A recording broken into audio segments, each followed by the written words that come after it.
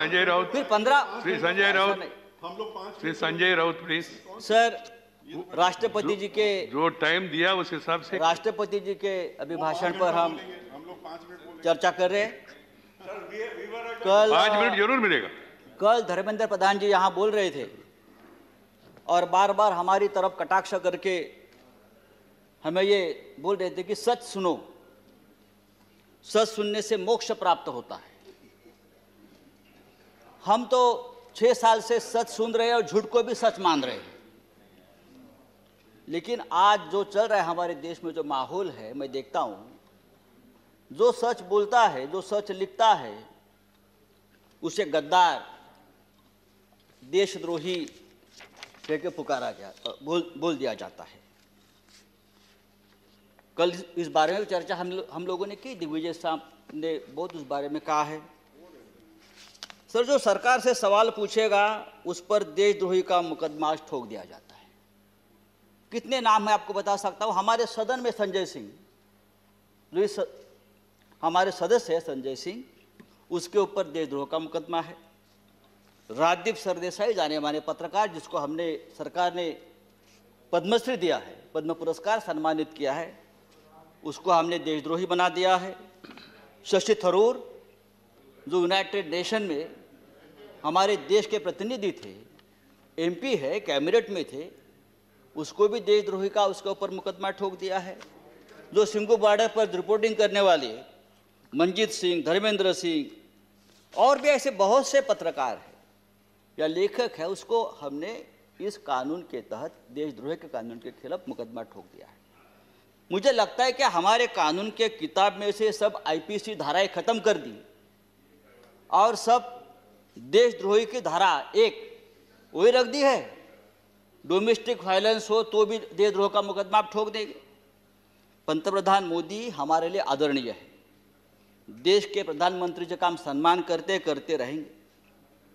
उन्हें प्रचंड बहुमत मिला है देश चलाने के लिए, हमें मानते हैं, लेकिन बहुमत जो होता है वो अहंकार से नहीं चलाया जाता। बहुमत बड़ा चंचल होता है। हमारे मराठी के एक संत है तुकाराम, संत तुकाराम, उसने कहा है, निंदकाचे घर असावे शेजारी। उसका मतलब है जो आपका निंदक है, जो आपके ऊपर क्रिटिसाइज करता है, आपको आईना दिखाता है, वो आपके आसपास रहना चाहिए, उसका घर आपके बगल में रहे। लेकिन आज ऐसा है कि जो निंदा करे, जो टीका करे, आप उसको बदनाम कर देते हो। जैसे किसान आंदोलन, जिस तरह से इस किसान आंदोलन को भी बदनाम करने की कोशिश या साजिश चल रही है, मुझे लगता है देश के प्रतिष्ठा के लिए ठीक नहीं है, किसानों के लिए ठीक नहीं है, हम सब के लिए ठीक नहीं है।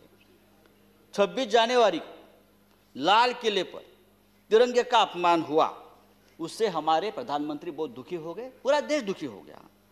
लेकिन लाल किले पर तिरंगे का अपमान करने वाला जो कोई दीप सिद्धू है, वो कौन है, किसका आदमी है, उस बारे में तो आप नहीं बताते। वो किसका आदमी है, उसको किसने ताकत दी है, ये सिद्धू अब तक पकड़ा नहीं गया।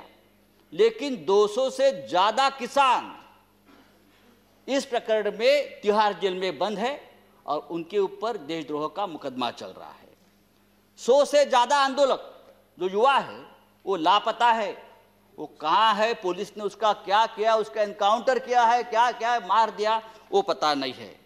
तो ये जो है ये देशद्रोही है, अपने हक के लिए लड़ते हैं। लेकिन देश प्रेमी कौन है हमारे देश में?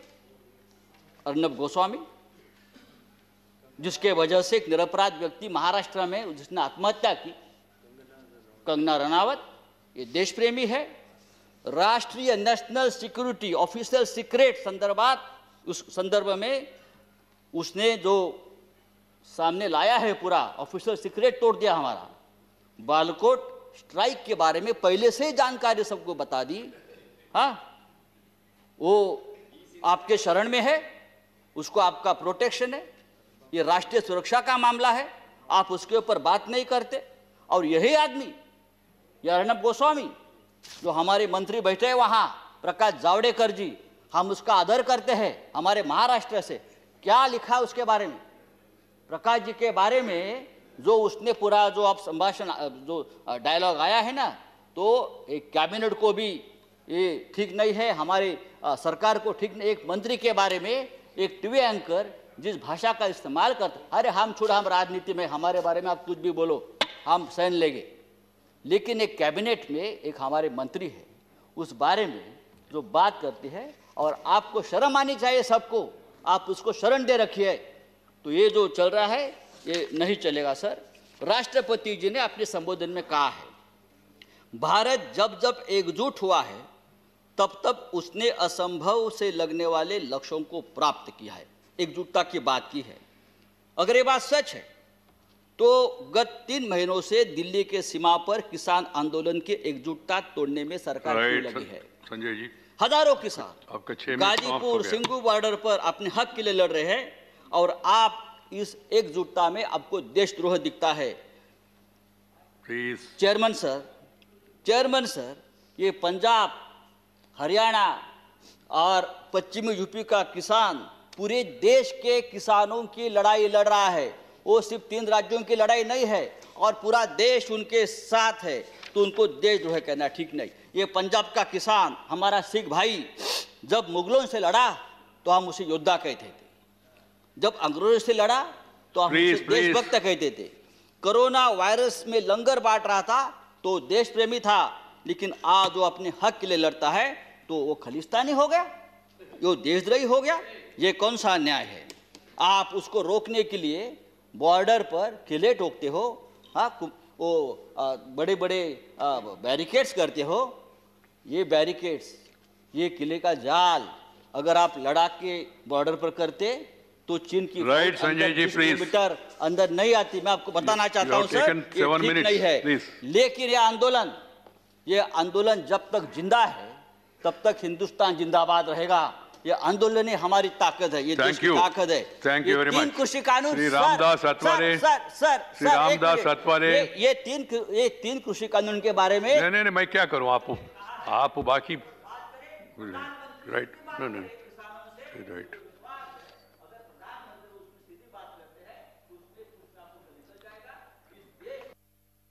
ठीक है, थैंक यू संजय जी। श्री रामदास अठवाले तो हमको बुलाया, वो नहीं है तो फिर आप आगे मौका नहीं मिलेगा। श्री देखो, हमारा टाइम भी बढ़ा हुआ है, ऐसे ये तरीका है। श्री सतीश चंद्र मिश्रा जी।